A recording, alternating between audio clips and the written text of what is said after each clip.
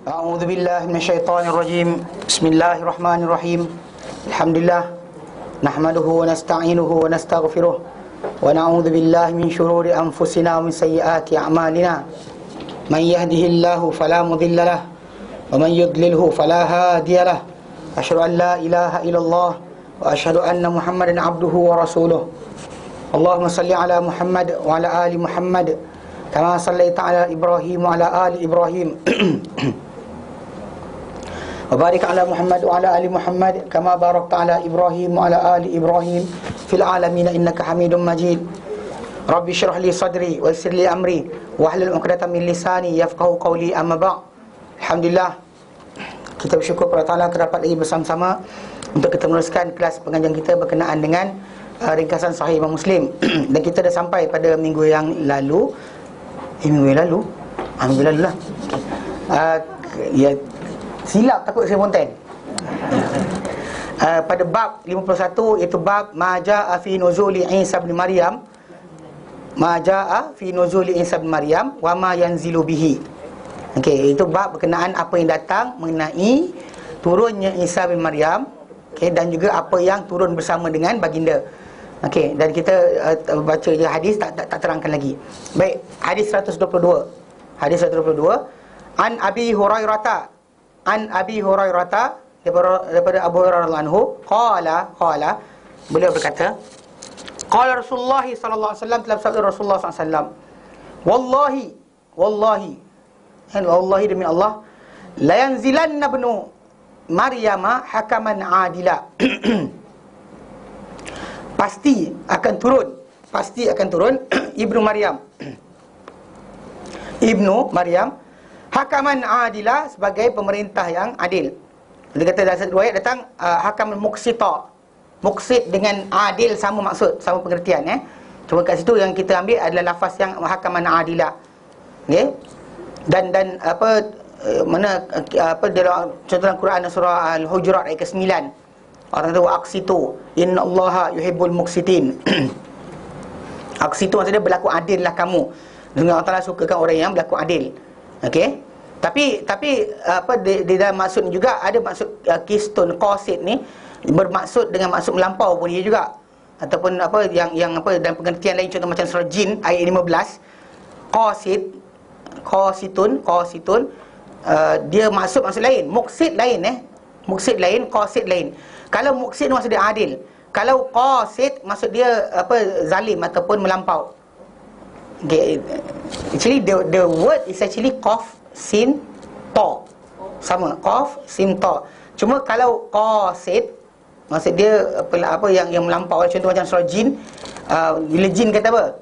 Wa amal qasituna fakanu li jahannam hataba. Adapun orang-orang yang melampau, maka mereka akan menjadi untuk neraka Jahannam sebagai bahan bakar. Surah Jin ayat 15. Kataan qasid. Dalam hadis ni riwayat lain datang muqsid. Muqsid maksud dia adil. Dia sama pengertian. Tapi kalau dia kata qasid, dia lain pula. Macam adil pun adalah maksud dia menyimpang pun dia. Adalah maksud dia berlaku adil. Dia jadi kena tengok wording, tengok ayat, konteks ayat. Jangan balik pada pengertian, jumpa perkataan terus pakai, tak. Tengok konteks ayat. Pasal perkataan yang satu boleh jadi bermaksud dengan lain. Contoh macam yaqulu biyadihi hakadha, maksudnya dia menyapu, bukan yaqulu dia bercakap. Tengok, nanti kita akan sampai nanti kita mutaharah nanti akan bincang. Bila Nabi SAW mandi wajib, baginda yaqulu biyadihi, dia sebut hadis datang lafaz bunyi, dan dia kalau kita terjemah wa yaqulu biyadihi, dia bercakap dengan tangan dia. Mana boleh? Wa yamsahu, maksud dia yaqulu ay yamsahu, dia menyapu. Dia ada kadangnya Nabi tak keringkan badan baginda dengan tuala dan sebagainya. Baginda cuma macam tu air tadi. Usap macam tu je. Tapi perkataan digunakan yaqulu, yang kalau orang tak faham nanti kan bercakap dengan tangan. Jadi macam tu kat sini qa sin ta. Kalau muqsid adil, qasid the same orang kata word, yang asas dia, tapi meaning dia adalah jar, melampau. Okey, melampau. Dan dia sebut kat situ, dia kata mana Nabi bersumpah dekat situ bahawa demi Allah, dia kata pasti akan turun. Maksudnya benda ni bukan benda yang boleh dinafikan lagi. Dan bahkan nas yang datang adalah sahih semua sekali berkenaan dengan turunnya Isa semula. Dan kita terangkan hari itu ia di antara bukti atau tajuk terakhir yang Allah akan turunkan sebagai, tapi dia bukan datang sebagai nabi dia akan datang sebagai pelaksana bagi syariat Islam. Dia tak akan datang bawa wahyu yang baru. Tak akan datang dengan wahyu yang baru, tapi dia akan laksanakan apa yang Rasulullah SAW bawakan. Setiap para anbiya yang datang berikutnya tak boleh buat dia takkan boleh yang terdahulu kena ikut yang terkini. The latest yang latest tadi akan diikuti. Yang terdahulu kena ikut. Pasal tu Nabi kata dalam hadis yang sahih, Nabi kata dalam satu riwayat Isa, dan satu riwayat Musa. Pasal Nabi pernah lihat Umar, dan satu riwayat Umar, dan satu riwayat yang lain sahabat yang lain, mereka jumpa suhuf-suhuf, lembaran-lembaran, mereka gembira dengan kitab-kitab terdahulu mereka jumpa. Tapi bila datang depan Nabi marah. Dan Nabi kata telah bawa Islam ini kepada mereka dengan keadaan yang cukup cerah, terang, nyata, macam bukit Baida yang berada di berdekatan dengan Mekah. Tak ada orang sesat kecuali orang yang malam dia macam siang, siang macam malam. Yang mana kalau siapa yang sesatlah. Memang dia akan binasa. Maksudnya dia takkan jumpa Mekah. Tapi bukit tu takkan siapa yang boleh silap. Tapi anyway, bila Nabi kata itu, Nabi kata, ujung hadis ni kata waimullah, demi Allah, laukana, satu riwayat datang laukana Musa hayyan, kalau Musa hidup. Atau dalam kata satu riwayat laukana Isa hayyan lama wasi'ahu, tak boleh untuk dia illa kecuali ayat tabi'ani, kena ikut aku. Kalau Musa hidup sekarang, dia kena ikut aku. So ini para anbiya yang terdahulu, dia kena ikut yang terkini. Dia tak boleh datang dengan syariat yang lain. Faham Tapi kalau dan berbeza, dan lebih-lebih lagi oleh kerana Muhammad SAW untuk semua bangsa. Setiap para anbiya terdahulu sebelum Muhammad SAW datang untuk bangsa masing-masing sahaja. Sebab kenapa macam Lut AS ketika dia berdakwah, Ibrahim hidup. Ibrahim punya bangsa musnah dah. Musa Ibrahim lari tinggalkan negeri asal dia. Tapi ketika mana sebelum turunnya hukuman ke atas kaum Lut, para malaikat tu singgah rumah Ibrahim AS. Di situ tajuk dia maksudnya. Tapi Ibrahim tak bertanggungjawab pula tolong Lut berdakwah. Allah tak tanggungjawabkan untuk mereka macam tu. Tapi kena faham bahawa siapa yang terkemudian, yang terdahulu kena, kalau di syariat dan sebagainya, yang terdahulu kena ikut yang terbaru. Faham Jadi Isa AS dikatakan turun. Isa bin Maryam sebagai pemerintah yang adil. Pemerintah yang adil atau saksama qasa taib situ, mana saksama dan dikata di situ falayaksiranna saliba, maka dia akan pecahkan salib. Patahkan atau pecahkan salib. Dan juga walayaqtulannal khinzir, dan dia akan membunuh khinzir, babi. Dan dia disebut pembunuhan Isa kepada babi, dan juga pematahan baginda terhadap salib menunjukkan bahawa perkara tersebut bahawa sesuatu daripada perkara berkenaan tidak lagi elok ataupun dibenarkan untuk mereka. Maksudnya habis dah, tak ada siapa akan beramal dengan benda berkenaan.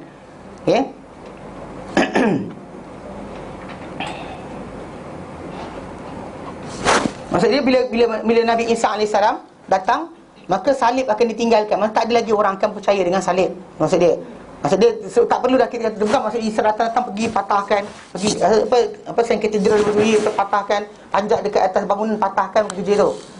Faham tak? Ni kan kerja patah salib panggil. Tapi maksud dia bila dia datang sebagai bukti kebenaran Islam, maka tak ada lagi akan siapa ada peluang untuk berkata dengan sebaliknya. Maka akan ditinggalkan semua amalan-amalan tadi.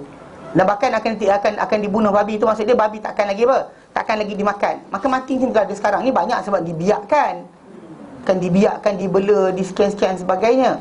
Dan bahkan kita kata benda perbuatan bunuh babi ni kita tak tunggu Nabi Isa datang, kadang kita buat. Kan datang H1N1 lah, H7N9 lah, benda tak macam benda kita pun sibuk bunuh babi. Kan macam di Mesir dan sebagainya, ratusan ribu babi dibunuh kerana dia merebakkan penyakit dan sebagainya. So secara tak langsung kita kata benda ni yang kita faham sekarang, pembunuhan babi tu boleh berlaku macam tu ataupun ditinggalkan dah, tak ada lagi dibela. Babi ni untuk dibanyakkan untuk ekspor ke untuk daging kita. Sekarang ni banyak. Yang paling besar, bahkan lemak-lemak yang paling banyak dipakai adalah babi. Kan untuk gelatin dan sebagainya, pasal murah. Dia sekali beranak, anak kadang-kadang kena tengok mana. Kalau 9 dah, 10 12. Kalau lembu, sekor je lah. Itu kita kata sekor 2 ekor paling banyak biasanya lembu. 3 ekor jarang-jarang kadang-kadang. Kan? Maksud dia benda ni apa, untuk kita productivity, lembu tak selaju khinzir, babi. Babi ni binatang, tapi bila itu dalam keadaan dia diberikan makan cukup. Kalau babi-babi yang macam babi putih yang apa jenis ladang tu kan, datang dari ladang, fresh from farm, yang itu bela, kalau lepaskan tak bagi makan mati. Dia tak boleh, dia kena bela, dia manja sangat. Babi hutan pun tak adalah terlampau merebak banyak sebenarnya. Jadi maksud dia akan dibunuh babi itu, maksud dia tak akan lagi dimakan, akan dibiarkan macam tu, sampai akan terbiar, tidak ada siapa akan menjaganya. Dan sekarang ni berebut orang kan, babi ni antara benda apa komuniti yang besar bagi masyarakat bukan Islam. Kan? Pasal dia kata kita tengok Malaysia ni macam ni lah, Eropah lagi dahsyat makan babi. Saya tengok dulu apa, ada satu rencana apa River Cottage. River Cottage. Hugh Whittingstall apa nama dia. Dia apa, dia satu rencana tu, a pig in a day. Dia tunjukkan babi tu hidung masak apa, telinga masak apa, perut masak apa, semua tunjukkan. Lajang lah, sama je kasbuk je. Tapi si orang kita kadang-kadang Melayu ni pelik sikit. Sini tak ada. Dia nampak, kalau nampak arak tu boleh sebelah lagi.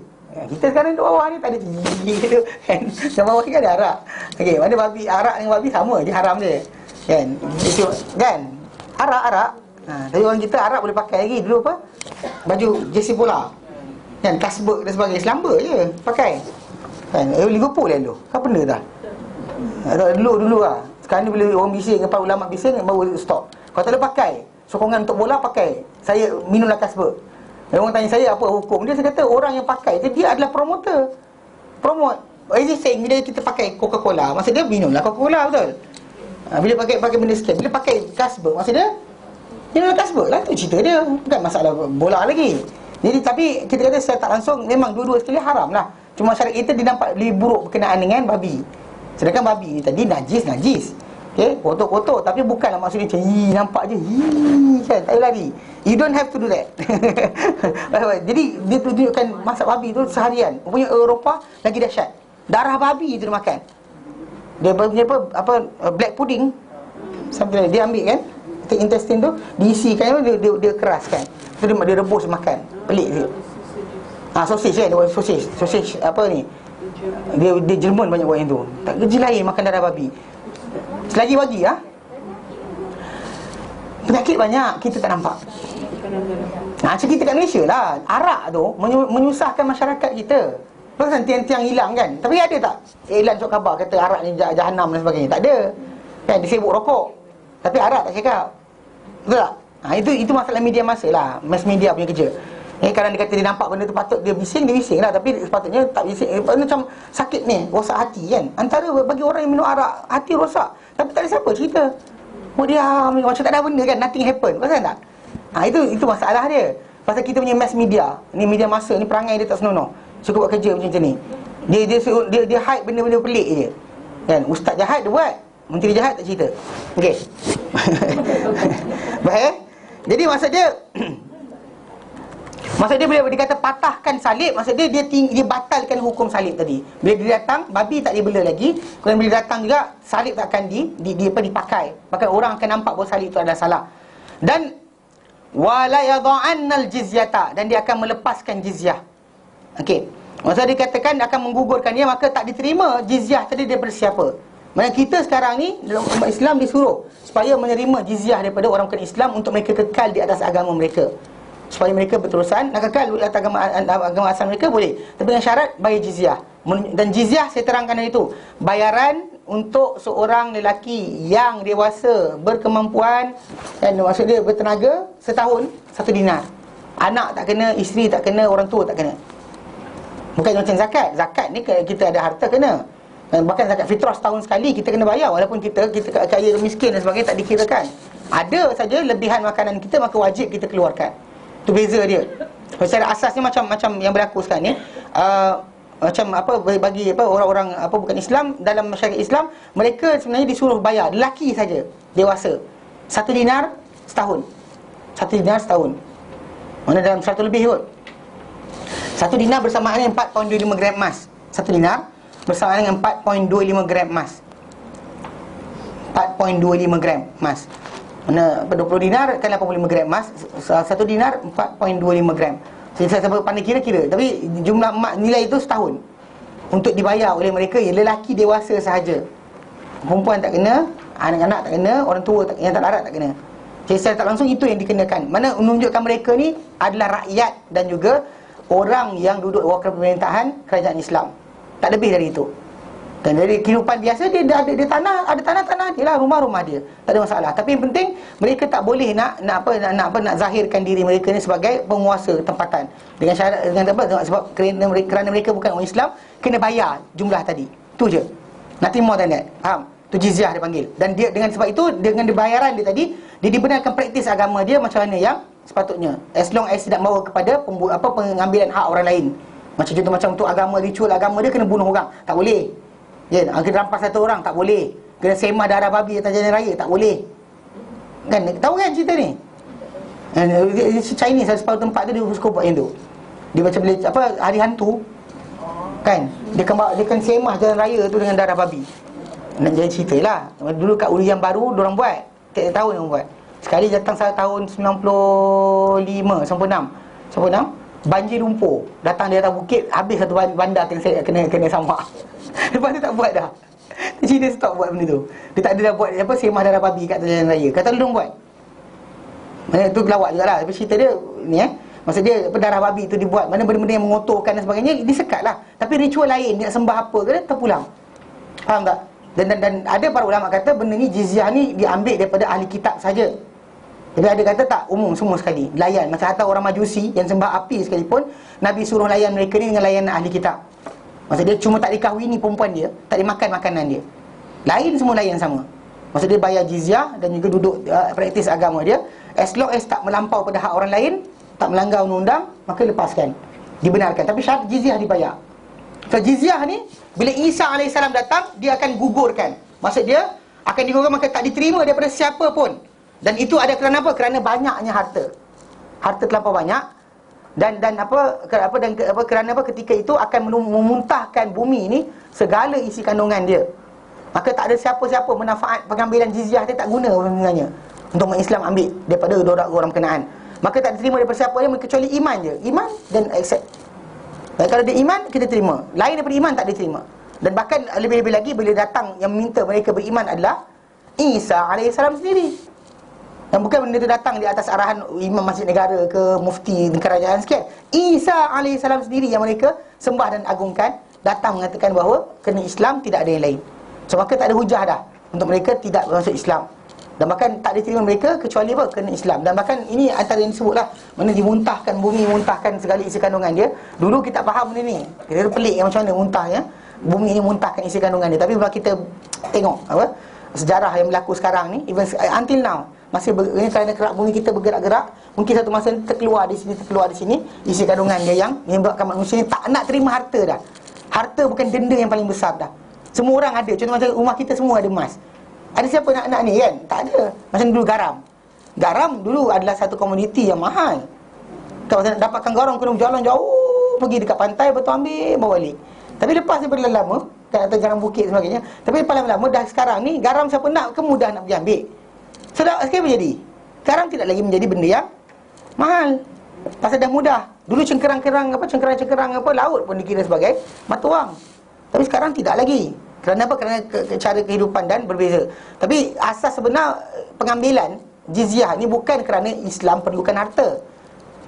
Islam tak perlukan harta daripada jizyah sebenarnya. Tapi diambil jizyah tadi sebagai tanda ketundukan mereka kepada kerajaan Islam. Ketundukan non-Muslim taat setia kepada kerajaan Islam dimulakan dengan mereka kena bayar jizyah. Sami'na wa ata'na dia tadi dengan jizyah bayar dulu.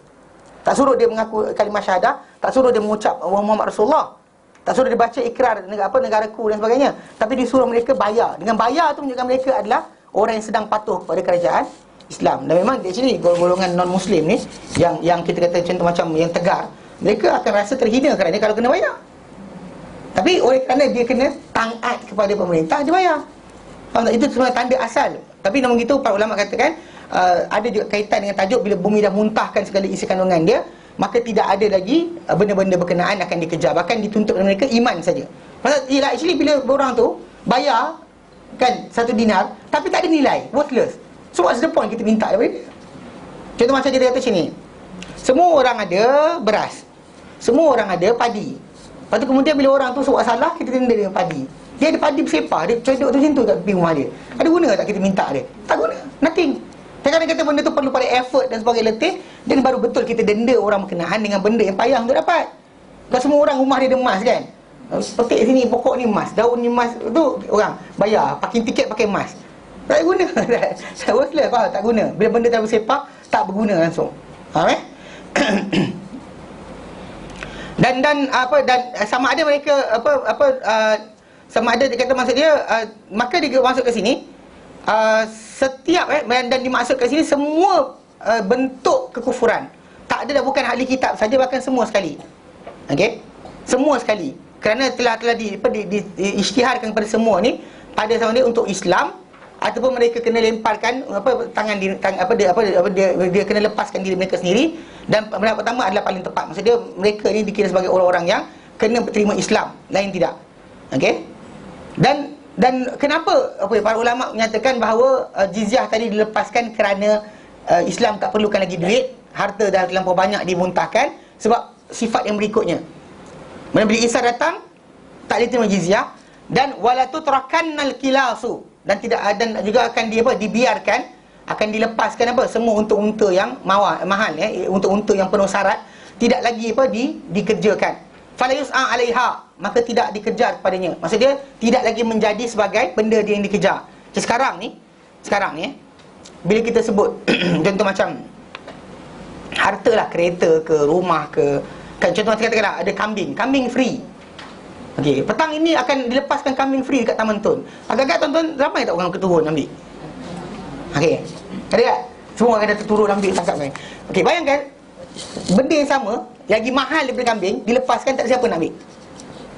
Sebab apa tau? Sebab dah banyak sangat harta dikeluarkan, maka tidak ada lagi siapa yang nak cari harta dah. Pasal tak nilai dah harta tadi, maka jizyah tidak berguna lagi. Maksud dia dia ada iman ataupun tidak lagi, ataupun dia akan dibunuh. Pasal apa? Harta tidak menjadi barang yang komoditi yang mudah lagi, yang berharga. Itu bayangkan hari mana-mana keluar semua emas daripada bumi ini, keluar semua sekali emas. Kita nak nilai dengan apa? Dia tak nilai dah. Maksudnya kalau orang tu ada pisang lah nilai dia.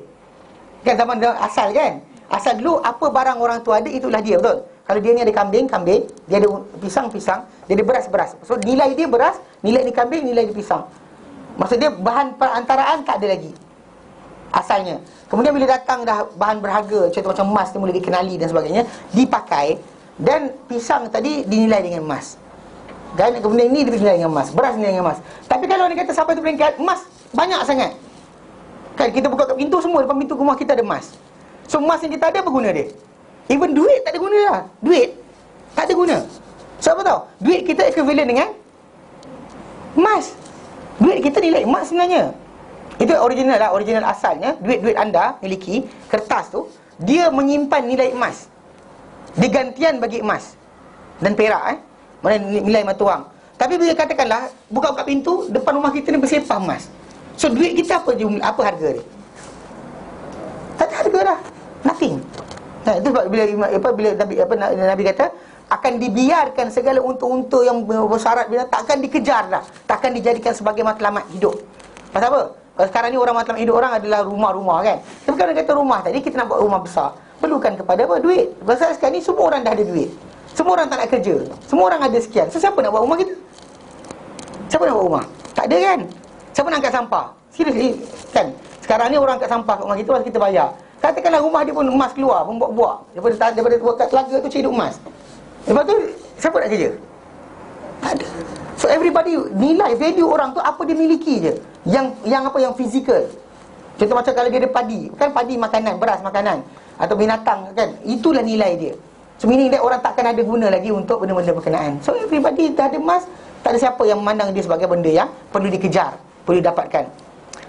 Wala tadhhabanna syahna'u wattabaghdu, dan akan hilang,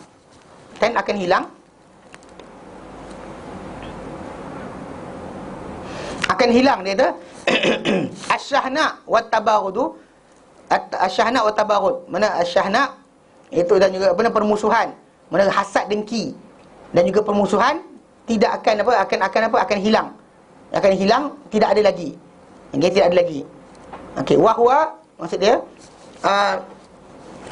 kalau kita kata panggil hasad dan sebagainya, macam orang tu dia apa? Dia nakkan, dia ada beza sikit dengan dia kalimah dalam bahasa Arab, ribtah dengan hasad. Okey, ribtah dengan hasad ni pengertian dia sama. Maksudnya kita iri hati. Tapi iri hati dalam bahasa Arab ni ada dua meaning. Satu meaning, kita nampak orang lebih dari kita nak benda yang dia ada. Kita ada desire nak dapatkan benda yang sama dia dapat. Itu kita panggil iri hati juga. Okey. Tapi satu lagi yang bahaya, kita nak apa dia dapat, kalau kita tak dapat, kita nak dia hilang benda tu. Faham? Okay, itu hasad. Yang itu bahaya. Pasal kita kata kalau setakat itu Nabi kata apa? Nabi kata la hasada illa fisnain, tidak ada hasad kecuali pada dua perkara. Mana seorang lelaki yang diberikan kepada dia harta, diberikan kepada dia diberikan ilmu, dia belajar, dia mengajar, dia sampaikan. Dan seorang lagi, orang yang ada harta, diberikan Allah Ta'ala kepada dia harta, lalu dia infak, dia belanjakan perjalanan di Allah Ta'ala. Kalau siapa nak dengki atau rasa iri hati pada orang berkenaan, tak apa. Tapi iri hati tadi bukan maksudnya kita geram bila dia apa, macam iri hati maksudnya bila dia hilang benda tu, kita tepuk tangan, kita happy, padan muka hilang kan, contoh macam hilang apa harta, atau dia tak dapat nak melaksanakan kebaikan tadi, kita happy. Itu salah. Kita nakkan benda yang sama, tak salah. Kita nakkan benda yang sama, dia dapat, tak salah. Itu betul, boleh dibenarkan dalam Islam. Tapi benda tu dalam bab itu je. Bab bini tidak, bab laki tidak, bab rumah tidak, kereta tidak, harta pun tidak. Itu Nabi kata tidak ada hasad kecuali dua perkara. Nabi berikan satu gambaran. The first one essentially concerning orang yang dia dapat ilmu, sampaikan ilmu, dia belajar, dia mengajar. Ilmu itu tersebar dengan cara dia, tersebarnya ilmu. Dan satu lagi orang yang ada harta, diberikan harta tadi diinfakkan kepada jalan yang Allah Ta'ala. Kita tak ada harta, dia ada harta, dia dapat infak pula harta tadi. Maka sifat rasa tak puas hati kita tu valid dan Islam dibenarkan. Tapi kalau bab benda lain, contoh macam rumah dia besar, rumah kita kecil, tak payah. Okay? Bini dia besar, bini kita kecil, tak payah. Actually suami ke dan sebagainya, tak ada. Benda tadi pasal benda tadi bukan benda yang perlu kita hasad dengki pada perkara tersebut. Kita tak perlu pandang pun. Sebab itu adalah aturan Allah Ta'ala berikan. Pasal bahkan kadang-kadang ada orang tu, harta itu apa, dia punya apa, kedudukan benda tadi bukannya nikmat tapi azab. Kadang-kadang kata benda tu digunakan benda yang baik, iyalah benda baik tu, kita kata benda yang kita patut hasad lah. Contohnya dia ada anak yang apa pandai baca Quran, kita rasa kita nak yang sama, tak ada masalah. Okey? Maksud dia benda tu asal ilmu, kan dia belajar mengajar, dia belajar dan dia mengajar kan. Okey. Maksud dia tahasud, mana apa sifat apa? Syahna. Okey? Tabarudu dan juga tahasudu. Mana apa segala apa dengki dan hasad ni tak ada. Ribtah ni maksud dia nakkan pada satu orang tu benda yang sama seperti yang dia dapat. Dan juga apa maksud dia apa dalam masa yang sama, maksud dia dalam hadis ni akan berhenti apa manusia ni berlumba-lumba untuk bersaing dalam perkara-perkara dunia. Maksudnya tak ada siapa dah macam nampak jiran dia beli televisyen besar, dia tak ada rasa nak beli televisyen. Tak ada lah. Hilang dah semua sekali rasa nikmatnya benda berkenaan. Bila bumi dah muntahkan segala isi kandungan dia, maka tak ada lagi nilai dah. Kan sedeklah semua orang ada emas, dan siapa nak kerja? Betul tak? Bahkan mungkin orang paling kaya hari itu adalah orang yang ada apa? Sawah. Orang ada beras, dia paling kaya. Bukan orang ada emas, dia paling kaya. Sekarang ni orang ada emas, dia paling kaya. Betul kan? Atau duit, dia paling kaya. Tapi kalau pada waktu berkenaan tidak ada lagi duit tadi, maka di situlah orang yang ada harta fizikal yang harta betul, itulah dia orang kaya. Maksud dia lah memiliki semua sekali, tapi mungkin tak cukup pun untuk diri dia saja, bukan untuk orang lain pun. Dan dia kata apa? Wala yud'aunna ilal mali, dan akan dipanggil, diajak seorang tu kepada harta, falaqbaluhu ahad, maka tak akan menerima harta berkenaan sesiapa pun. Mana kita ajak, "Mela, awak nak duit, datang rumah saya. Awak nak duit, datang." Tak ada siapa dah datang untuk pergi buat kerja berkenaan. Pasal saya kata lah, kalau dah semua dimuntahkan oleh bumi ni, emas semua orang dapat emas, semua orang keluar minyak, kan, minyak. Semua orang tepi rumah dia telaga minyak. Semua rumah dia telaga minyak. So agak-agak lepas tu siapa yang nak miskin? Kan betul tak? Siapa nak buat kerja lain? Dia pajakkan tanah minyak dia, kemudian dia goreng kaki lah. Kan, siapa nak angkat sampah? Siapa nak sekian? Tak ada siapa dah. Maksudnya tak ada nilai lagi harta berkenaan. Maksudnya tak diajak. Dan perkara ni sebenarnya ada sebagian para ulama menyatakan pernah sampai contoh ditunjukkan oleh Allah Ta'ala kepada kita dengan berlaku pada zaman Umar Abdul Aziz. Ketika dia memerintah dahulu, 2 tahun je dia memerintah. Tetapi ketika dia memerintah tu pernah berlaku peringkat di mana zakat terlampau banyak, kan, punya berkat Allah Ta'ala berikan, sampaikan bila orang tu nak zakat, tak ada siapa nak ambil. In the end, duit zakat tadi dia buat apa? Dia orang agihkan kepada untuk bagi orang lelaki yang tak kahwin. Siapa tak kahwin lagi, panggil, diberikan belanja kahwin sekali. Digunakan macam tu. Sedangkan kita tahu bahawa perkahwinan bukannya jadi asnah zakat. Namun begitu, bila dah tak ada orang nak terima, maka dia terpaksa alihkan juga. Dan cara terbaik adalah apa? Bersihkan, jadikan terpeliharanya orang muda-mudi dalam negara berkenaan. Nampak? Dia terpaksa macam tu sekali. Ada sebahagian ulama kata zaman tu dah lepas. Diingatkan macam tu. Tak, Allah Ta'ala bagi tunjuk 2 tahun je. Umar Abdul Aziz memerintah 2 tahun. Lepas daripada tahun dia memerintah, terbalik balik. Jadi rosak balik. Maksudnya sistem tu rosak balik. Dia time dia jaga tu, Allah Ta'ala bagi tunjuk boleh berlaku benda berkenaan. Boleh berlaku. Bila mana kita dapat lihat boleh berlaku kalau Allah Ta'ala nak jadikan benda tu berlaku. Contohnya macam semua pemimpin negara, tak ada siapa yang nak kroni. Semua nampak macam Astaghfirullahalazim, kan? Dari Isa datang, siapa nak makan rasuah? Kan? Semua nampak benda akhirat tu benar. So siapa nak terima lagi? Ataupun semua bumi ni dah keluarkan semua harta. So tak ada siapa akan korup. Bila tak ada corruption tak berlaku, dan saya kita akan ada sumber terlalu banyak.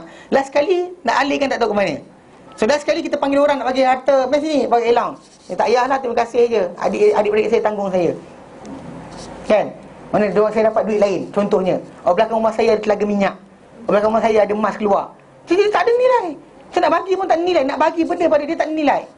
Itu kita kata dalam tajuk ni, itu keadaan yang Allah Ta'ala pernah tunjuk pada umat Islam boleh berlaku. So akan berlaku betul-betul pada turunnya Isa AS nanti. Itu yang dikatakan oleh hadis ini. Okey. Dan satu lagi wa anhu, daripada beliau juga, Abu Hurairah juga qala, beliau berkata, qala Rasulullah SAW, dalam sabda Rasulullah SAW, kaifa antum, macam mana kamu, macam manakah keadaan kamu, idza nazala ibnu Maryam fiikum, apabila turunnya Ibnu Maryam, itu Isa Ibnu Maryam, anak lelaki Maryam, fiikum, di tengah-tengah kamu. Macam mana keadaan kamu nanti? Okey, bila Isa turun di tengah kamu, wa imamukum minkum, dan imam kamu, dia sebagai imam, dia mana turun di tengah kamu dan juga menjadi imam di tengah kamu pada daripada kamu sendiri. Maksudnya ada dua pengertian. Satu pengertian bahawa Isa akan jadi ketua pemimpin pada umat Islam. Ada riwayat datang maksud dia Isa datang, kamu ada pemimpin yang tersendiri. Wa fi riwayatin, dan riwayat lain, fa ammakum minkum, maka dia menjadi memimpin kamu daripada kalangan kamu sendiri. Maksudnya dia hidup macam kamu juga. Okey, berkata Ibnu Abi Dzib, tadri ma ammakum minkum, kamu tahu tak maksud dia mengepalai kamu daripada kamu sendiri? Qala, beliau berkata, fa ammakum bi kitabi rabbikum azza wa jalla wa sunnati nabiyikum. Maksudnya dia akan memimpin kamu dengan kitab Allah, kitab Tuhan kamu azza wa jalla, dan juga dengan sunnah nabi kamu sallallahu alaihi wasallam. Maksudnya dia bukan datang dengan wahyu yang tersendiri, itu maksud dia. Okey? Bukan datang dengan tersendiri. Maksudnya itulah keadaan yang akan berlaku ketika mana turunnya Isa. Dan memang kita kata sebelum tadi ada riwayat yang lain datang. Maksud dia bila Nabi kata berkenaan Isa datang nanti, harta tak ada nilai dah.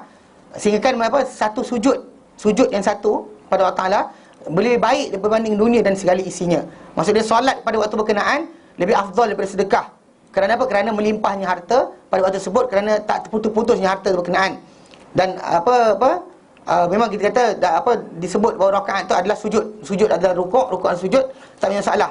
Okay, tapi maksud dia Isa AS datang, harta melimpah ruah, solat tu menjadi lebih utama banding dengan zakat. Zakat tak ada siapa nak terima dah. Pasal apa? Tak ada, dah semua orang ada harta yang banyak. Dan dia menjadi imam kamu di kalangan kamu, atau dia menjadi mengimamkan kamu. Ditafsirkan oleh Ibn Abi Dzib pada asalnya, penyempurnaan dia, bahawa Isa AS tidak datang kepada ahli bumi ini, dengan penduduk bumi, dengan syariat yang lain. Tapi dia datang memperakui terhadap syariat ini, syariat kita ni, dan memperbaharui pada apa yang ada dalamnya. Kerana syariat Muhammad SAW ni, syariat ini adalah syariat yang terakhir, dan Muhammad adalah Rasul yang terakhir. Dan ini menunjukkan kepada bahawa petunjuk yang nyata, kata-kata umat ini kepada Isa. Bila satu riwayat datang, dia ajak Isa AS, Salli lana, solat bersama kami, solatlah untuk kami, maksudnya jadi imam untuk kami.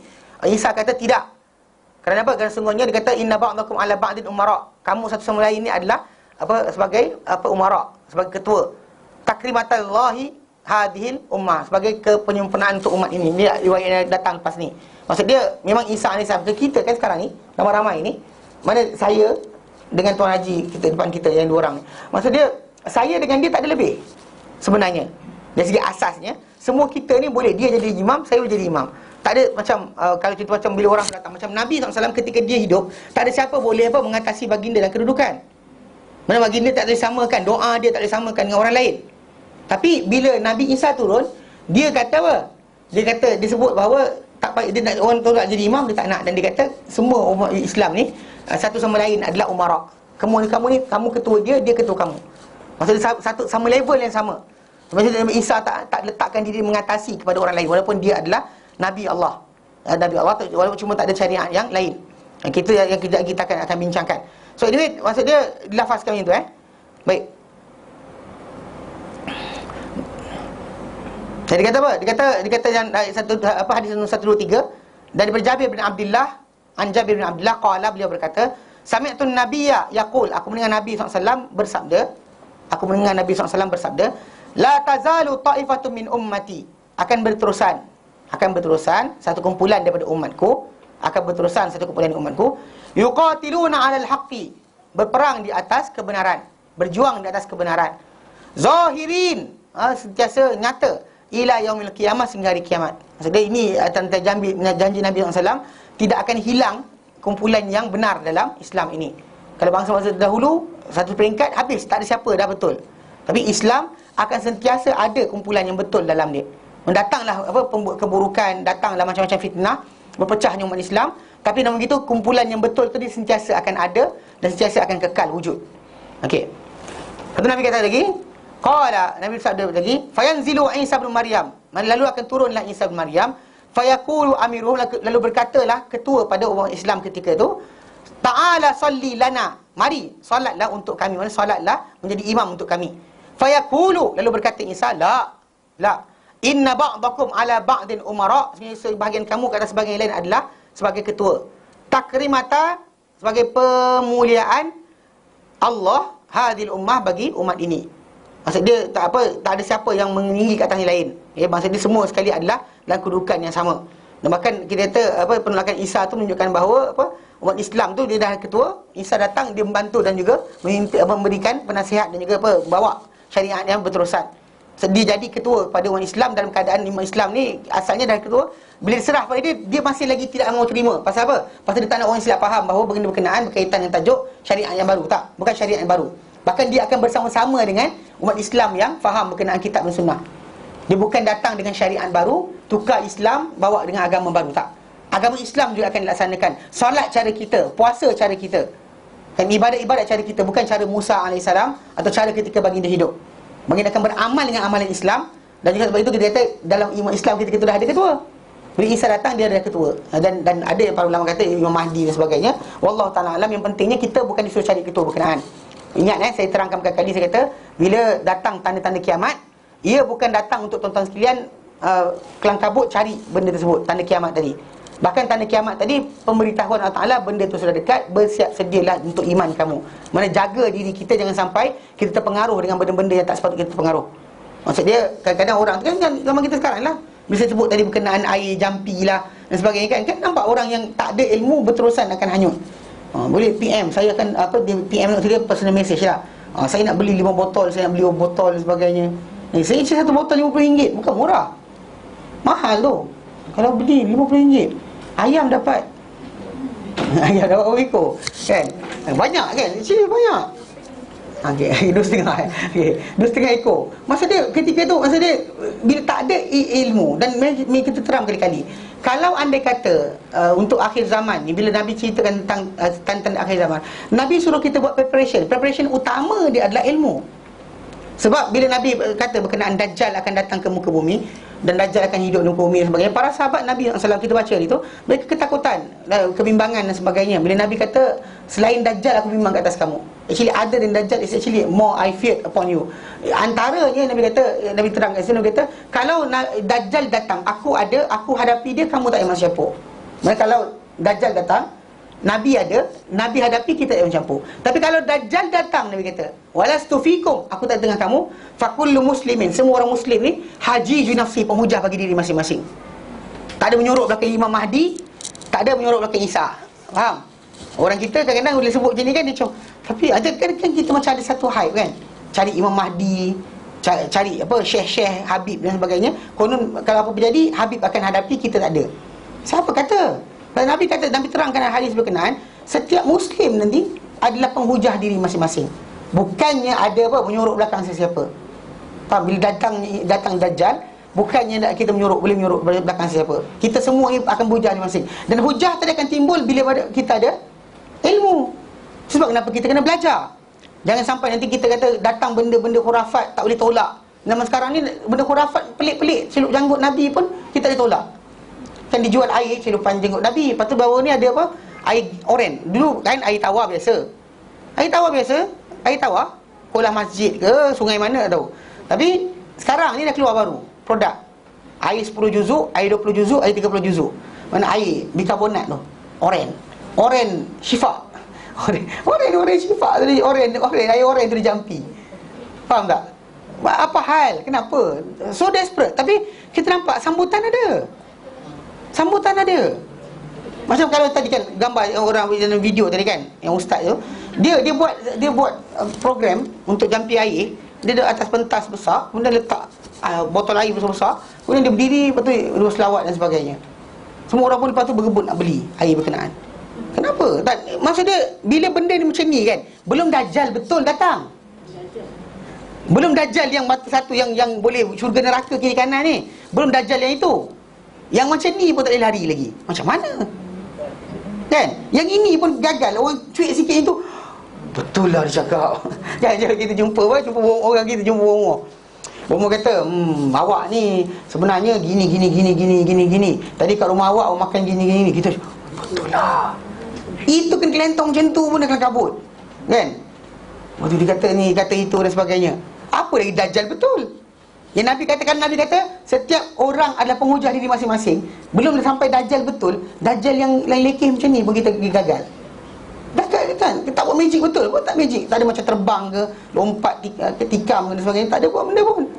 Kan dia duduk macam tu je. Tapi bercakap, kita terpengaruh. Sebab apa? Ilmu tak ada. Sebab persediaan awal untuk orang berkenaan adalah ilmu. Sebab kenapa bila Isa AS datang, disuruh jadi imam kan? Isa tolak sebab apa? Sebab orang yang datang jumpa dia bukan jahil. Kumpulan yang di atas kebenaran tadi bukan jahil. So Isa datang, bila Isa datang, dia kata dia suruh jadi imam kan? Isa kata tak apa. Kenapa? Sebab diorang lebih tahu tentang agama Islam. Isa datang, Isa kena melaksanakan apa yang dia suruh datang dah berdasar pada syariat Muhammad SAW. Dan umat Islam ketika itu, kumpulan yang benar tadi, memang dah tahu dah apa yang berkaitan dengan apa? Dengan syariat Muhammad SAW. Bukan mereka blur. Tunggu Isa bagi tahu pula. Tak. Kita sekarang kan blur lah. Ustaz tak bagi tahu, diam. Boleh ke tidak? Rasanya boleh kot. Tak tahu. Ada orang kata tak boleh. Kita sekarang ni gagal untuk clarify mana betul mana salah. Tapi kalau dia kata bayangkan Dajjal datang, macam mana keadaan dia? Sebab kenapa kita bukan menyorok belakang Isa Isa AS bukan tempat kita menyorok. Cuma bila datang dia nanti, maka akan hilanglah segala tajuk-tajuk tadi. Maksud dia tak ada dah untuk orang Kristian mengaku dia Kristian. Kerana apa? Mengikuti Isa. Orang Yahudi tunggu Masiah, tak jumpa Masiah dah. Sebab dia datang dah Isa. Muhammad sebenarnya yang ditunggukan, tapi mereka dah lupa, tak tahu. Jadi bagi orang Yahudi tak sampai lagi.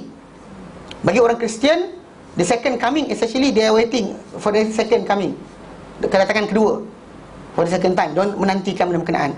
Dan ini sebenarnya yang jadi kes. Kalau kita perhatikan di dunia sekarang ni, orang pelik. Kan pelik? Apa? Perhatikan orang Kristian, dia sibuk bantu orang Yahudi untuk menang. Pasal tak? Sedangkan kalau ikutkan agama Yahudi, tidak suka dengan orang Kristian pun. Maka Isa AS cuba dibunuh oleh orang Yahudi. Kan dia Jew kan, Rebel itu dia orang bawa kes ke kerajaan Rom ketika itu untuk hukum Isa supaya disalib. Dia tak salib sendiri. Dia suruh kerajaan Rom masuk tangkap Isa AS dan juga ikut dia. So secara tak langsung maksud dia dari segi sejarahnya memang orang Yahudi tak suka Kristian, betul? Tapi tengok orang Kristian pun bantu Yahudi. Pasal tak? Okay. Siapa tahu kenapa? Okay, cerita dia macam ni. Simple je. Cerita dia macam ni. Okay. Bila orang Kristian ni, itu kata orang dol ni, sesat. Orang Yahudi kata apa? Kamu sedang menantikan Isa datang semula, kami sedang menantikan Masiah kami. Apa kata? Kamu bantu kami dapat negara. Bantu kami dapat negara. Sebab Isa bangsa apa? Ju, Bani Israel. Dia bukan agama Yahudi pun, dia Ju. Mana dia bangsa anak-anak Yakub. Okey, Bani Israel. Dan dia Bani Israel. Dan dia pasti akan, kalau dia datang balik, mesti dia datang kat siapa? Kat bangsa dia sendirilah, betul tak? Kenapa nak datang pada bangsa lain? So macam tu, kamu bantu kami untuk dapatkan negara. Bantu kami buat negara. Dan kami, bila datang Isa, settle masalah. Kalau anda kata Isa datang, suruh kami ikut kamu, kami ikut. Dan kalau anda kata Isa datang, kata kami betul, kamu kena tukar ikut kami. Apa masalah dia? Dan itu sebab struggling yang kita dapat perhatikan sekarang. Bersungguh-sungguh, kan? Bila guna apa benda tu, veto kan? Veto mungkin syarikat lah, veto sekian. Eropah ni, dia bantu Yahudi ni sebab apa? Sebab mereka rasakan, macam argument orang Yahudi adalah, bahawa kalau bantu tubuhkan negara Israel, dan Isa akan turun, sebab dan dia akan datang pada bangsa dia, so settle masalah. Tak perlu lagi masalah kufur atau iman lah. Faham? Okay. Tapi kita sebenarnya umat Islam lagi layak untuk bercakap. Sebab diorang percaya Isa akan datang semula, kita percaya Isa datang semula.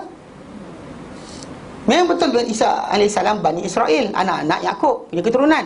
Tetapi yang cuba bunuh Isa siapa? Kaum dia. Betul, kaum dia sendiri. Dan kalau ikutkan kaum atau bangsa dunia ni yang sekarang yang sedang jalankan commandment yang datang pada agama Musa AS dulu, siapa? Umat Islam je yang sibuk jaga agama. So kalau Isa nak datang balik, dia akan duduk dengan siapa? Duduk dengan orang yang bersama dengan dia, yang beramal dengan amalan agama dia. Masa menunjukkan tak ada alasan untuk dia lari tempat lain. Kenapa nak bantu ya Israel? Sebenarnya tajuk sekarang kena tahu itu, mana diorang bukan bantu sesaja.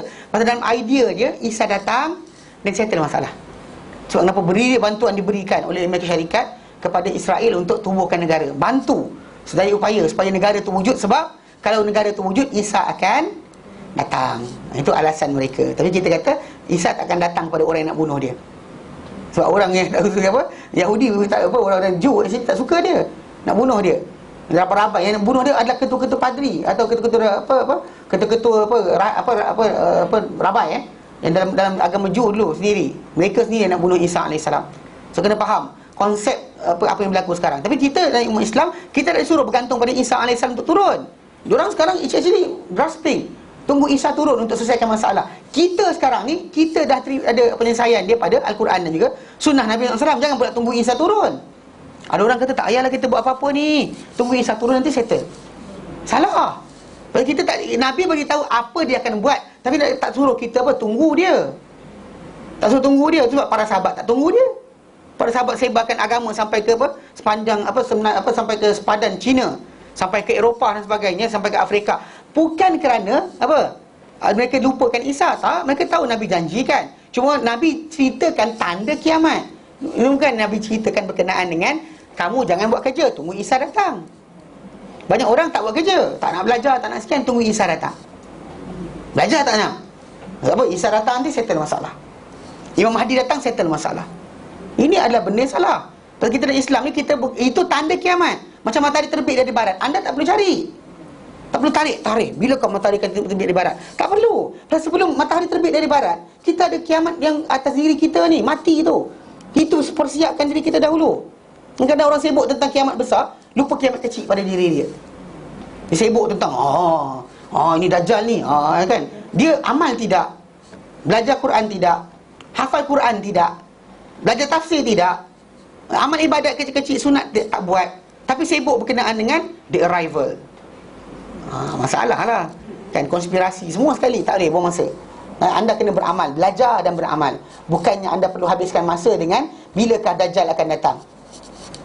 Orang tak tanya pun, macam malaikat datang masuk kubur je, bilakah Dajjal akan datang. Tak ada jawab, kena pukul. Tak ada kena pukul dengan sebab itu.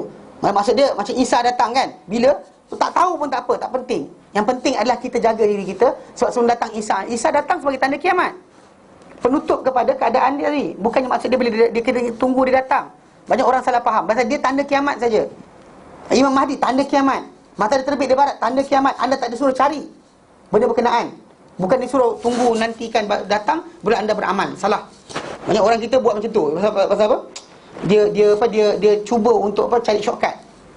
Malas beramal, malas buat kerja, lalu dia cuba untuk apa? Cuba untuk hanya bergantung dengan kedatangan apa? Isa atau Imam Mahdi untuk beramal. Memang salah. Perbetulkan niat, jangan kita salah faham. Memang Nabi cerita Isa akan datang, Nabi cerita Imam Mahdi akan datang, tetapi untuk beritahu itu tanda kiamat. Bukannya maksud dia apa? Berkenaan dengan berkenaan dengan kita kena tunggu dia datang. Dan bahkan Nabi beritahu tanda-tanda dia. Tanda-tanda kalau Isa tu datang, apa jadi. Apa dia tahu je apa yang akan berlaku. Bukan kita usahakan benda berkenaan. Tak kita usahakan benda tu akan berlaku bila Isa datang. Tapi kita kena tanya diri kita, sekarang kita buat apa untuk kematian. Macam Nabi SAW bila ada seorang sahabat tanya kita, mata sa'ah, bila kiamat. Dan Nabi kata dengan dia, madza adattaha, apa kau siapkan untuk diri untuk menghadapi kiamat. Nabi tak kata dengan dia kiamat tu tarikh bila. Nabi kata engkau siapkan apa. Sebab apa? Sebab yang penting adalah persiapan anda untuk mati. Bukannya Isa datang ke tidak. Imam Mahdi tu siapa pun sama juga, tak ada masalah. Tu pelik bila ada orang sibuk berkenaan dengan Imam Mahdi, sibuk tentang Nabi Isa, tapi tak sibuk berkenaan kematian dia. Tak sibuk pun nak berusaha untuk beramal bagi kematian. Faham Ini tanda kiamat untuk kita buat persiapan bagi diri kita, bukannya untuk persiapan bagi menunggu atau menanti kedatangan benda berkenaan. Baik. Dan dikata sebelum tadi apa kedudukan kita ni imam, ketua satu sama lain ni adalah kemuliaan untuk umat ini, pemuliaan bagi umat ini. Okey. Hadis 124, wa an Abi Hurairah, dan dapat Abu Hurairah radhiyallahu anhu, anin Nabi sallallahu alaihi wasallam, dari Nabi sallallahu alaihi wasallam, qala, baginda bersabda, wallazi nafsu Muhammadin biyadihi, demi Tuhan yang Muhammad di tangannya, la yuhillanna ibnu Maryam, akan berihlal, maksud dia bertalbiyah berniat ihram, ibnu Maryam ifajjir rawha, pada ceruk atau laluan rawha, wahajan, dalam keadaan menunaikan haji, au mu'tamiran, atau menunaikan umrah, au lanafiyanna huma, ataupun dia menggabungkan di antara kedua-duanya. Maksud dia jadikan kiran lah, digabungkan di antara haji dan umrah tadi. Dan au itu yang dikatakan ni memberi tahu apa maksud atau tu, ibham ni daripada Sami', bukan daripada Nabi SAW. Dalam hadis ini bukan Nabi yang tak tahu, perawi itu yang tak ingat. Tak ingat mana satu. Yang dimaksudkan oleh Nabi tadi, orang tu berihlal, maksud dia berniat ihram daripada fajr rawha tu. Niat ihram tadi untuk haji atau untuk umrah atau untuk dua sekali, dia tak ingat. Perawi tak ingat, Nabi bukan tak ingat. Perawi tu yang tak ingat. Sebab Nabi dia sebut 3 sekali. Au itu adalah keraguan daripada perawi hadis, bukan daripada Nabi sallallahu alaihi wasallam. Okey? Dan kerana ini bukanlah pada bab hukum, maka tak perlulah kita tentukan kepada penetapan berkenaan dengan mana satu yang dimaksudkan. Pasal kita bukan bincang hukum haji atau umrah. Kita nak ceritakan bahawa maksud dia, hadis ini menunjukkan Isa akan beramal dengan apa? Syariat Muhammad sallallahu alaihi wasallam. Bukan beramal dengan syariat daripada Nabi Musa alaihi salam.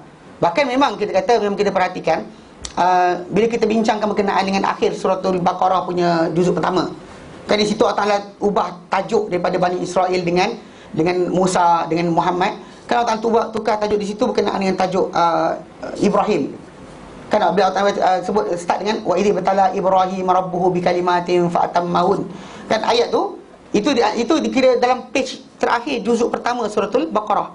Page terakhir berapa ayat kan? Sebelum berakhirnya juzuk pertama suratul Baqarah.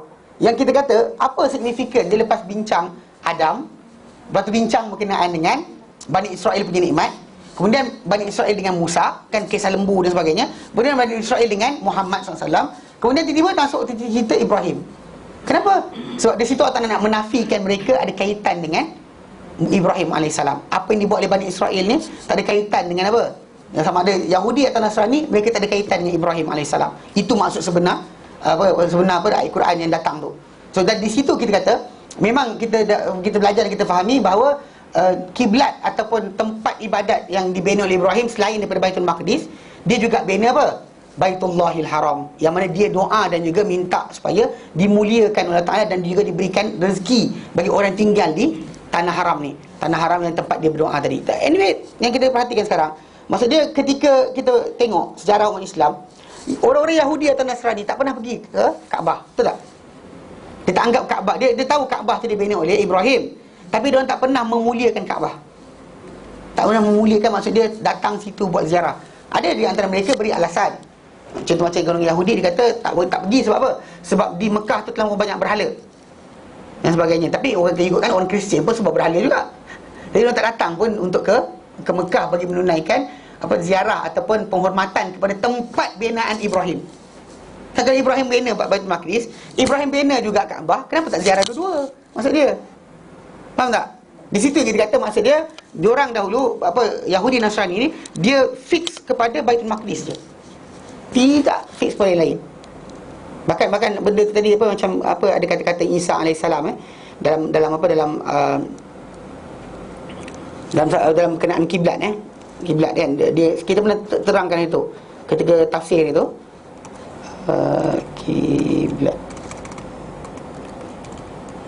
bila Isa pernah menegur seorang wanita, dia sibuk menjaga, menyembah kepada tempat. Ialah Isa ajak perempuan tadi, perempuan tersebut dia menyembah kepada satu gunung, satu bukit. Jadi ini normal pada mana-mana bangsa dunia ni. Macam kan orang India kan, dia pergi buka dekat mana gua lah, mana bukit kan, macam batu cave tu jadi tempat penyembahan. Tengok kat sini. Dia dalam kisah ni, dalam John chapter 4 verse 21. Dalam ni dia kata apa? Actually bila Isa urge dia tekan perempuan tu supaya pergi hadap ke Jerusalem. Okey. Jadi perempuan tu jawab, dia kata our fathers worship in this mountain, dia kata, and ye say, ni bahasa Shakespeare ya, English sama that in Jerusalem is the place where men ought to worship. Mana bapa atuk kami sembah ke bukit ini, tapi engkau kata Jerusalem lah tempat patutnya seorang tu menyembah. Okey. Lepas tu Jesus said unto her, Isa jawab balik pada perempuan berkenaan, dia kata, woman, perempuan. Yalah, okey, dia perempuan. Okey. Believe me, percayalah padaku, the hour cometh, masanya akan datang, when ye and you, bila engkau shall neither to this mountain nor Jerusalem worship the Father. Bukan pada bukit ni, bukan pada Jerusalem kau menyembah ni menyembah the Father, maksud dia Allah. Maksud dia the Father tu maksud dia Allah lah. So anyway, yang maksud dia Tuhan tadi secara tak langsung kita faham kat sini apa benda. Maksud dia akan berlaku pertukaran. Yang sedangkan diorang kat situ waktu Yahudi dan Nasrani duk sibuk kat Jerusalem je. Isa sibuk ke sana sebab Musa punya ajaran. Dan kaum dia macam tu juga. Tetapi bila Nabi kata dalam hadis yang kita baca tadi, Isa akan datang talbiyah kan, berihlal, maksud dia akan ikut syariat siapa? Syariat Muhammad. Dia bukan datang dengan syariat tersendiri. Dia bukan lagi ikut pergi Baitul Maqdis saja, tak. Dia akan datang untuk menunaikan haji atau umrah atau kedua sekali di mana? Di Baitullah. Itu menunjukkan bahawa syariat yang datang nanti kepada Isa bukan syariat yang baru, tapi syariat Muhammad. Itu maksud hadis ni. Dan kalau tidak, Nabi ambil ceritakan berkenaan tadi buat apa? Pasal yang kita faham bahawa memang orang-orang Yahudi Nasrani, mereka tahu Ibrahim bina Kaabah. Mereka tahu bahawa Ismail adalah pak saudara mereka, dia adik-beradik kepada Ishak. Mana mereka ni anak keturunan daripada Ishak, Yakub dan seterusnya. Adapun yang satu lagi, dia ada side kan, ibu yang satu lagi yang juga isteri kepada Ibrahim AS adalah Hajar, dapat Ismail. Mereka tahu ada hubungan kekeluargaan, bapa mereka satu. Tapi mereka tak boleh terima untuk balik kepada tempat penyembahan orang-orang tadi. Dan bahkan kebetulan pula, memang zaman berkenaan setiap kaum bangsa menyembah ikut Nabi dia saja. Nampak tak? Mana Musa kepada kaum dia saja, dan kaum dia hanya wajib ikut Musa. Isa pada kaum dia dan orang-orang yang hidup pada Isa punya zaman wajib ikut Isa saja di kalangan bangsa dia. Okey. Tapi bila sampai pada Muhammad, mana semua sekali kena ikut kan. Jadi bertukarlah semua sekali. Dan bahkan Allah Taala sebutkan kan dalam surah Al-Baqarah tu tentang Ibrahim dan Kaabah, Ibrahim bina Kaabah dan sebagainya, nak terangkan kepada semua umat manusia bangsa dunia ni bahawa bila dialihkan kiblat itu kepada Kaabah, itu memang daripada Allah Taala juga, sebab ia juga dibina oleh Ibrahim AS. Dan bahkan ia adalah kiblat Ibrahim.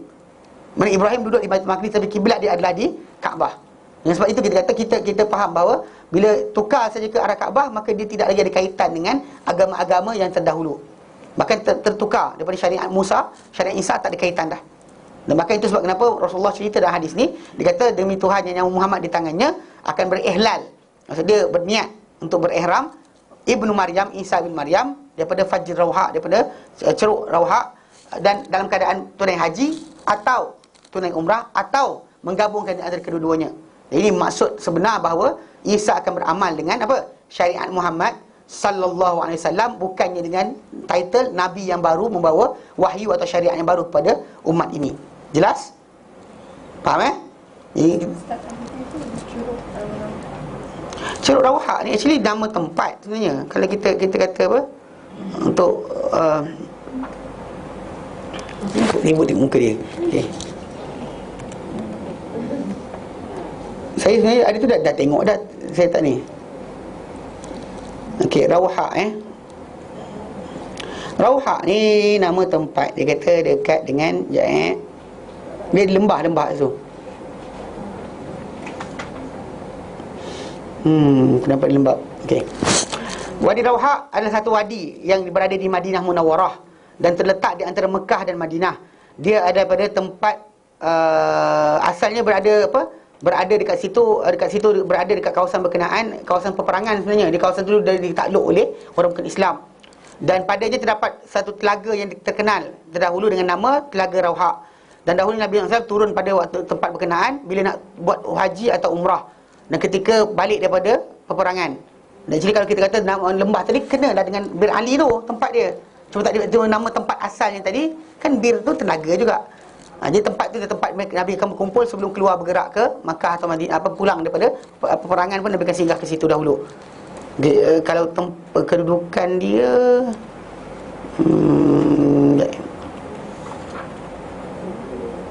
di Kimapia dia. Dia tempat dia.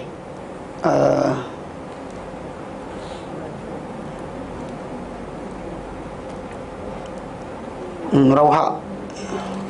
Peta kecil sangat. Ada tempat dia, ada tempat dia. Tempat bagi Rauha. So Isa AS akan melintas kat situ untuk menunaikan haji atau umrah atau sekian. Maksudnya dia turunkan daripada Syam, akan turun ke bawah. Turun tu dia akan singgah ke situ dahulu.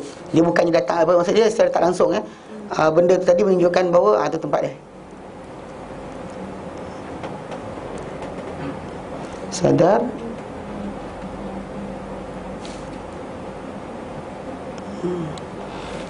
Madinah kat sini kan. Ini kat sini kedudukan dia.